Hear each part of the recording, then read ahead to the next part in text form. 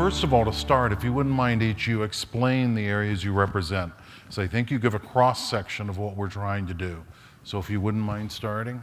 Sure. I'm Rebecca Heidgert. I'm the Director of Marketing for Student Universe. We are a booking engine for college students and youth. We offer discounts on flights and hotels for college students, and about 31% of our student base is actually Chinese international students. Okay. My name is Sarah. I'm representing IPU. So I'm heading the IPU international markets, and we have offices in APAC, Europe, and North America. And IPU is a marketing intelligence platform which was enabled by extensive data in China. If you need to reach your clients there, that's where we can help you in.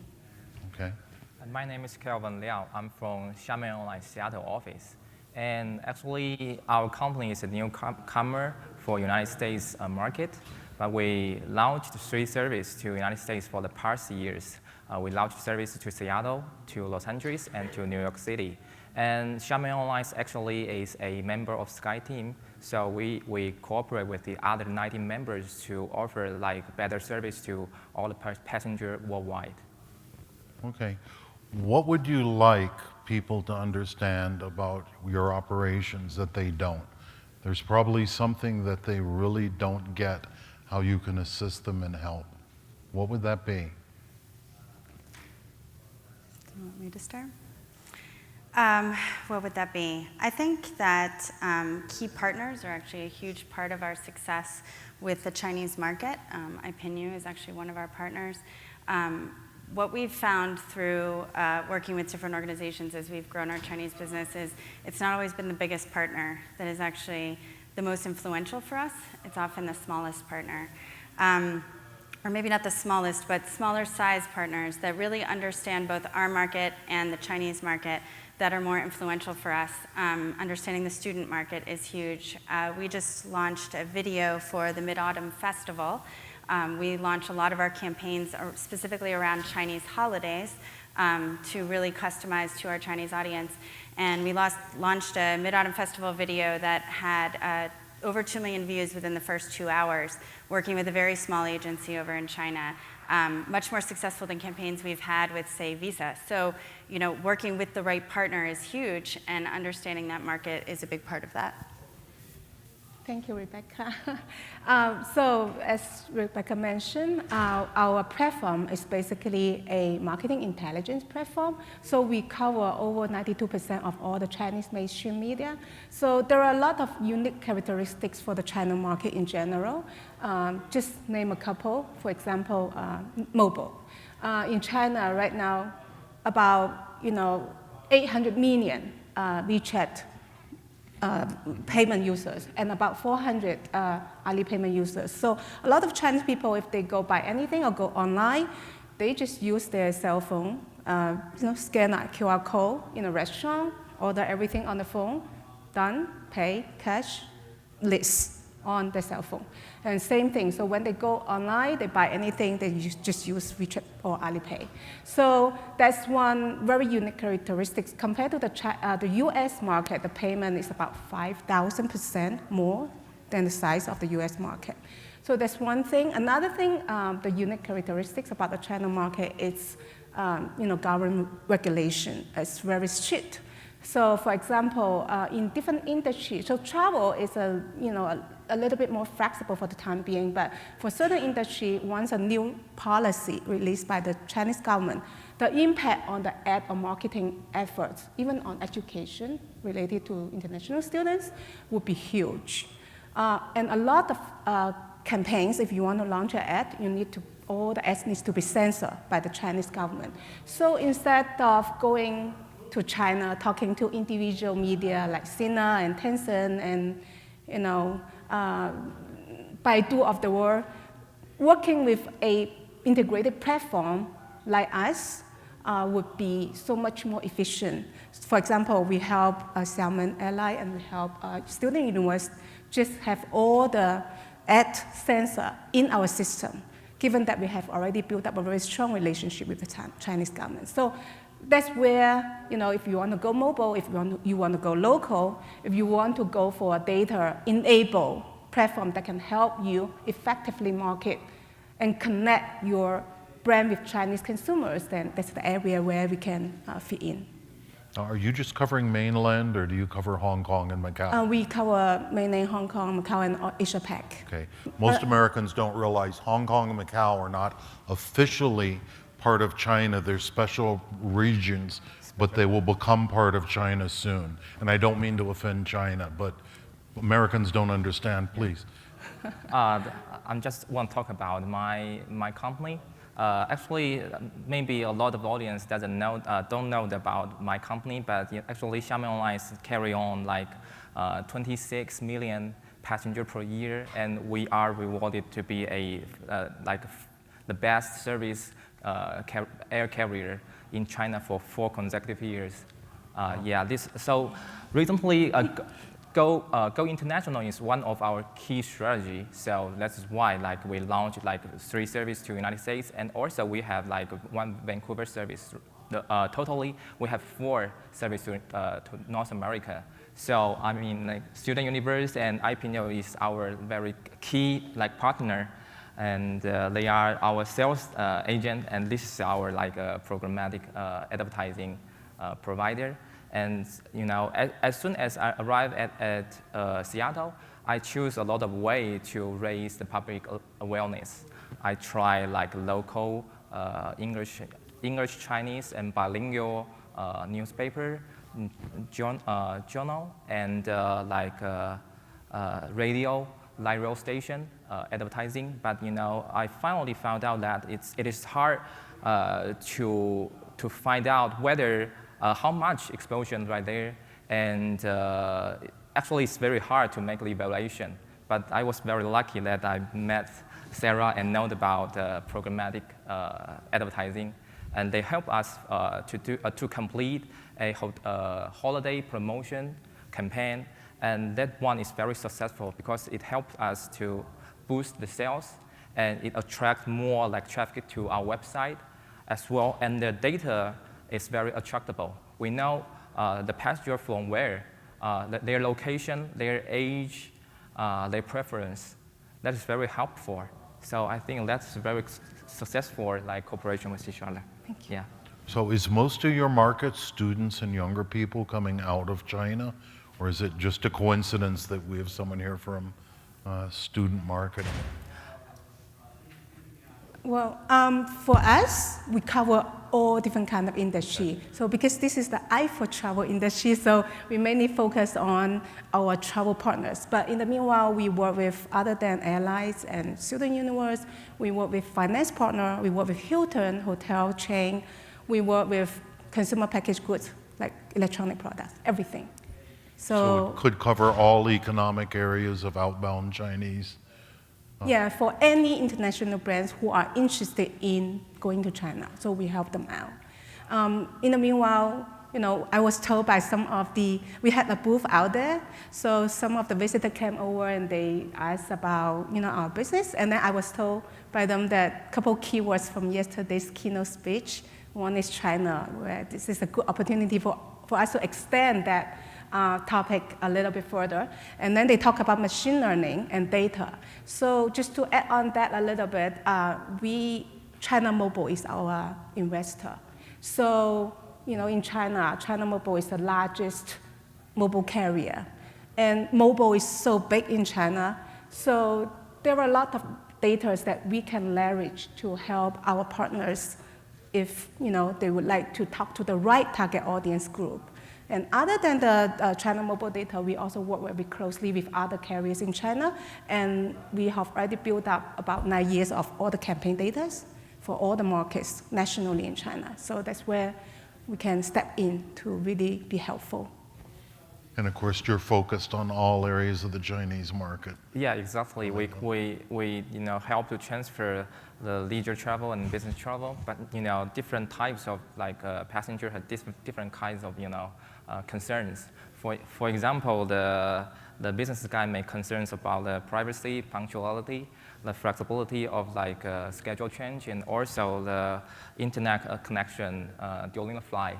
So it's different. And for leisure travel, maybe the passenger will concerns about the baggage allowance, with concerns about the space of the seat, with concerns about the catering. So we offer different kinds of products to different kinds of the people. And we also offer different kinds of sales program to increase the sales. For example, we offer an IT program to student universe to attract more students to join our flight. Mm-hmm. Yeah.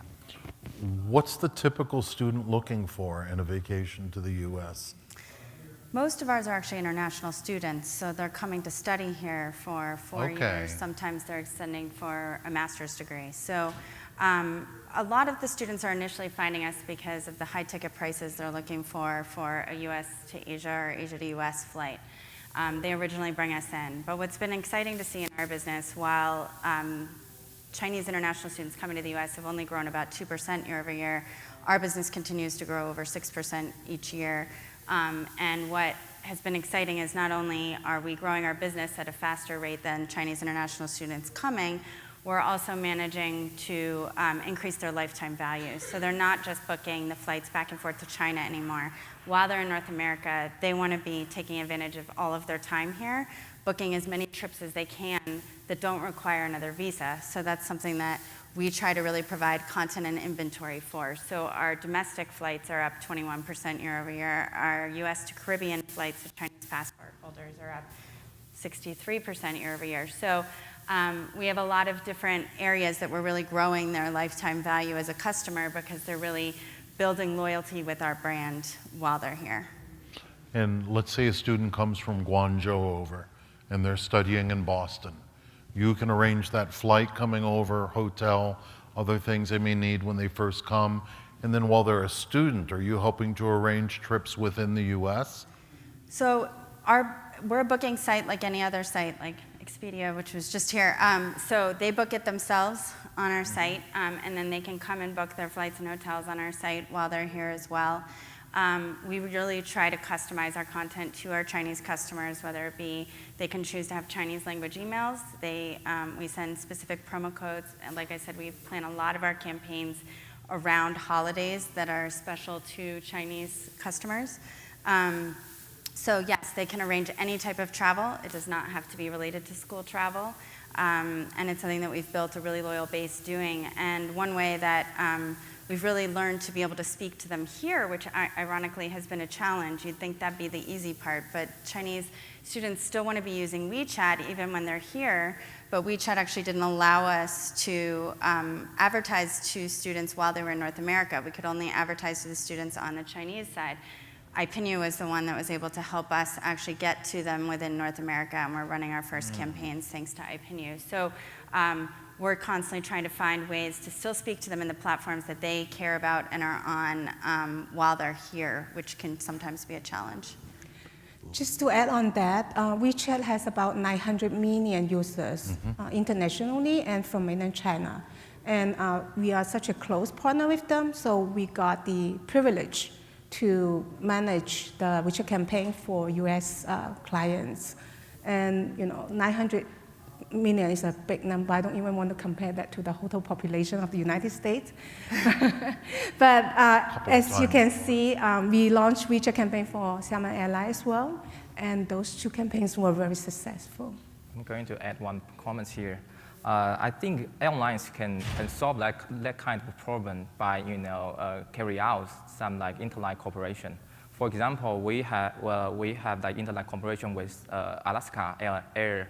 Via Seattle, we can connect beyond a flight to cover 32 main cities in the United States. That means we can take passengers from China, the main city of China to 33 main city in US. So take Guangzhou to Boston as an example. Passenger can choose to take a ground transportation from Guangzhou to Shenzhen and fly with us from Shenzhen to Seattle. It is a non-stop flight. And then fly with Alaska. It's an interline flight from Seattle to Boston. And there's another option. Passenger can fly from Guangzhou to Fuzhou. Fuzhou is one of our main hubs in China, and we have flight from Fuzhou to JFK. JFK is a non-stop. And and they can, after they arrive at JFK, they can take a ground transportation to Boston because it's very close, right? So we can offer more like options to the passenger if we seek more partners in each part of the destination. And there's a question there, Rebecca, you may want to read because we can answer that in a moment. But having been an international traveler, and I've lived in China, I've lived in Paris, and I'm an American, and Americans are a little bit odd about other cultures. The point I want to put across is if you want to reach the Chinese market, they are very open to coming to the US, but they want to deal within a culture and a system they understand. When I'm in China, when I lived in Macau, and I would go to Beijing or Shanghai, I would still look at Expedia to book things instead of the local, just because that's what I trust. And it's not good or bad. The Chinese market is the same way. They would rather deal with a Chinese company to help them in the US. True? So it's somewhat true. So that's actually why these partnerships have been so critical for us as a business. More than I've ever seen in the US market, and I've been doing US marketing for quite some time, they really care about word of mouth, and they want to be working with a reputable company. They want to hear about it from a friend or from a company or a brand that they trust. So this is where the partnerships and the co-marketing has really come in for us. So we've really had to find these partners that make sense for us, that have kind of validated us within that market. Working with campus organizations that are specifically for Chinese international students is another way that we've kind of gotten success in there. And as a result, we've built up trust within the audience at this point. And that's actually, I think, why our lifetime value has increased so much, is they trust us already, so now they're willing to book everything with us, and they don't want to have to go create an account on another site, even if they might find another fare, although I hope they wouldn't, because we are a discount travel company. But that's sort of why I think it matters so much that you find the right companies to work with. Stephen, I think you make a very good point. So for people who participated in this conference, if they ever took the taxis in Las Vegas, maybe you will see many taxis on top of the taxi, it says Alipay accepted in Chinese. And actually, this is just a new partnership by Alipay and Verifone. And by end of October, there will be 1,400 taxis here in Las Vegas enable that kind of cashless payment for Chinese travelers. So you're saying that connection that make them feel so familiar and the way so convenient, like what they're doing in the other market. And by end of November, there will be 14,000 taxis supported by the Verifone taxi solutions, which will also accept Alipay. So you're seeing that if you pay attention to the China market, there will be huge potential for your business to grow. And just like people from any culture, if you make it easy and comfortable for them, they are much more likely to come. Exactly. Right. And the Chinese are incredible travelers. There's a large group, Americans don't realize how many of them are upper middle class or higher class and have money and really want to see the world. Yeah, we did some research, and last year was about 3 million Chinese travelers coming from China to the States. And about 80% of them, of all the luxury like business traveler, they will only want to stay in a 5-star hotel. So that's the kind of simplify the whole learning process for them. The demand is over there. Well, and the money I saw spent in Hong Kong and Macau was sick compared to here in the U.S. I think Hong Kong has 2 or 3 Chanel stores, and there was a line out the door to get into the store because they would have so many people. So people don't realize the opportunity for tapping into that market. Rebecca, do you want to try to answer the first question? Sure. So we have worked actually with a ton of small agencies. Worked with everything from CSSAs, which are small campus organizations throughout the U.S. on campuses that are specific for Chinese international students, to video agencies, to iPinU is another partner. So we have a lot of different agencies. If you had a specific one that you were interested in, please find me after, and I'm happy to give you the name and share the wealth. But yeah, it's one other thing I was going to flag that you had mentioned about sort of, I think this was mentioned a lot earlier in panels today, but the getting inside the customer mindset, I think it was in the mobile panel, right? And I think that is so important in the Chinese audience. That's always true in international market. It's not just a language issue, right? Like you can't just translate it and expect it to resonate. And we just launched this Mid-Autumn Festival video. It was something that would never work in the US audience. It was over 5 minutes long. It was slow. It was very sentimental. Most people that watched it said they would cry. Our US audience wants funny, fast-moving, no time to get bored, and edgy. And it would never have played, and yet, like I said, we had over 2 million views just in the first 2 hours. So you really have to get into that mindset to understand what's gonna resonate, and then ultimately, in our case, drive sales for a Mid-Autumn Festival sale you're running. So you really have to get inside that mindset. No, that's true. Speak to them in their language, not just Chinese, but emotional 100%. and cultural language. Would the next question be all right, Sarah, for you to try to respond to? Just come to us and we'll help you out. I thought that would be the kind of... Well, so Student Universe is an international client. So basically, they don't have any like Chinese account, but we will be able to help them out. And Xiamen Airlines is another partner. We help to launch the WeChat campaign, and they're a Chinese company. So we are here to help. The cultures are not better or worse, they're different. When we were in Macau, we were very heavily regulated what we could say in China, over WeChat or even on text. We could not mention gambling, we could not say the word casino, we could talk about luck. We could say, come to lucky Macau. That was allowed, and if you didn't know that, you were lost and confused. So that goes back to the point that I mentioned earlier, censorship, right? So if you need to know about the local regulation very clearly before you can really help your clients launch any campaigns that they wish to launch for their products. So that's where the point that I just focus on, that you need to go local. Working with a local company who also has a very strong international operational talented team to support you. And a track record of success.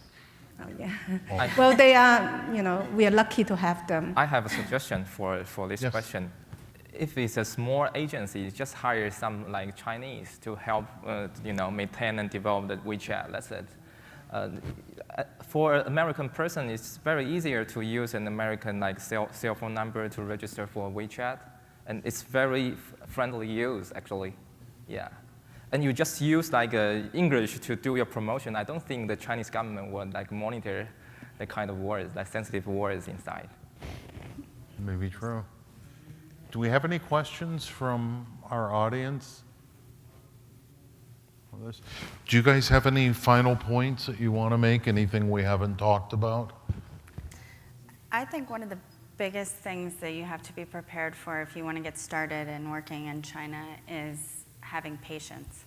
So you need to start out with a strategy, but there is nothing that is fast about working in China. My wonderful Chinese team, marketing team can tell you this.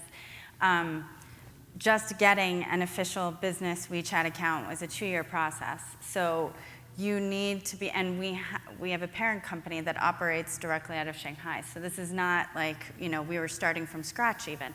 So you need to understand that it's going to take a while. Map out what you want, prioritize it, understand what you need to get, and be prepared to hit pitfalls and be really creative along the way.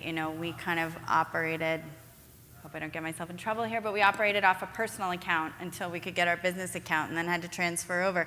You have to be creative to make it work in the short term so that in the long term you can be successful, but you also have to map it out. You have to be careful about who you work with in China as well. We worked with a partner to get our Baidu ads going that supposedly had a good reputation, disappeared off the face of the planet. Turned out they weren't paying our bills to Baidu, and it took us a really long time to reestablish and get a new account going. You have to just be prepared that it might happen, and that's okay, and you just keep plodding forward, but you need to have patience in the process. It's not going to be fast. Sarah?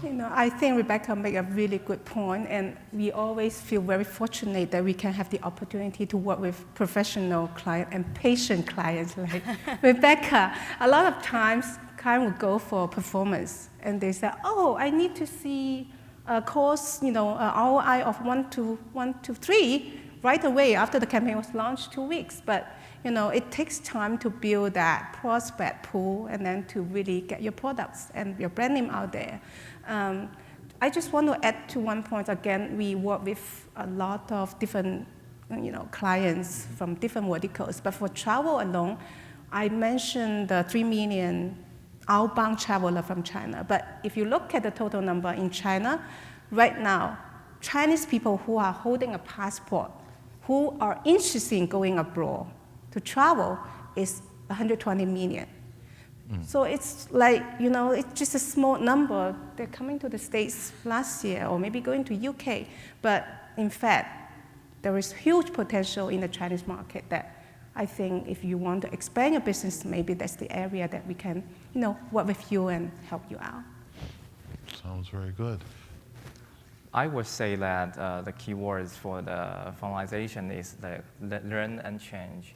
Because as a newcomer, we learned a lot from our partners, clients, passengers, and also from our competitors. We learned how to use a new method to do the advertising and marketing. I would say that this is the same for all the industry. I mean, Chinese market is learning U.S. market right now, and I would say that the U.S. market should learn from Chinese somewhere, somehow. Yeah, and make the changes, because from our company we change the database and the revenue management system to fit the U.S. market, and we also change our fare system accordingly. Yeah, and we try something new to do the programmatic advertising. This is what we learned and what we changed. Americans don't learn very quickly. And I mean, you can't underestimate how much is in WeChat, and it's almost hard for an American to understand. I mean, it's every app on your phone is WeChat. And understanding how to operate in that, they're really where we want to be going mobile-wise. That's come up a few times in this conference. So understanding where that's at and trying to get your business to that and speaking to that or addressing that is huge for operating in China as well. It's all enabled by the Chinese infrastructure, actually. 4G users, mobile 4G users in China, over 500 million users. Well, in the States, sometimes I ran out of my cell phone traffic, and it's like 2G sometimes, And also in China, 98% broadband covered nationally. Yeah. So that's where mobile is so big there. Yeah, that's where WeChat is getting so popular there. And very connected. Yeah, I enjoyed living there. If we don't have any final questions, nope, I don't see anything. Thank you very much for a very good conversation. Thank you, Steve. Thank you, Stephen.